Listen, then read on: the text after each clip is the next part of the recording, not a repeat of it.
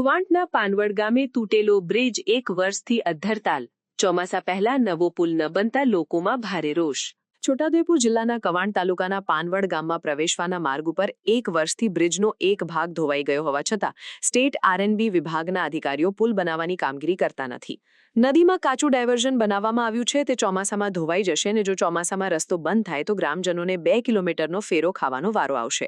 1 વર્ષથી state RNB વિભાગના અધિકારીઓ પુલને જોવા માટે પણ આવ્યા નથી, જ્યારે 20થી વધુ ગામોને અને મધ્યપ્રદેશને જોડતો પણ રસ્તો આવેલો છે અને આસપાસના 50થી વધુ ગામોના લોકો ખરીદી કરવા માટે પાનવડ ગામે આવે છે.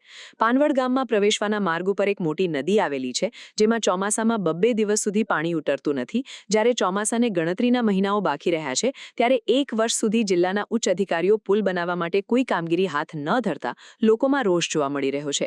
જો અધિકારીઓએ જૂના પુલની મરામત સમયસર કરાવી હોત તો લોકોને આજે મુશ્કેલીનો સામનો ન કરવો પડત. આદિવાસી વિસ્તારમાં વિકાસની વાતો કરનાર નેતાઓ બ્રિજ બનાવવા માટે સરકારમાં ધારદાર રજૂઆત પણ કરતા નથી. પ્રજાને રામ ભરોસે મૂકી દેતા હાલ યોજાયેલી જિલ્લા પંચાયત અને તાલુકા પંચાયતની ચૂંટણીમાં વિપક્ષ મજબૂત થઈને ઉભર્યો છે. આની અસર આગામી વિધાનસભાની ચૂંટણીમાં ન પડે તે માટે ચૂંટાયેલા ધારાસભ્યો જાગીને પ્રજાના કામો કરે અને આવા પુલો બનાવવા માટે સરકારમાંથી તાત્કાલિક મંજૂરી લાવે તેવું પ્રજા ઈચ્છી રહી છે. બ્રિજ તૂટેલો હોવાથી પાનવડ ગામમાં એસટી બસ પણ આવતી નથી, જેના કારણે વિદ્યાર્થીઓને 1 થી 2 કિલોમીટર દૂર બસ સ્ટેન્ડ સુધી પગપાળા ચાલીને જવા મજબૂર થવું પડે છે. પુલ લગભગ 8-10 મહિનાથી જ તૂટેલો છે.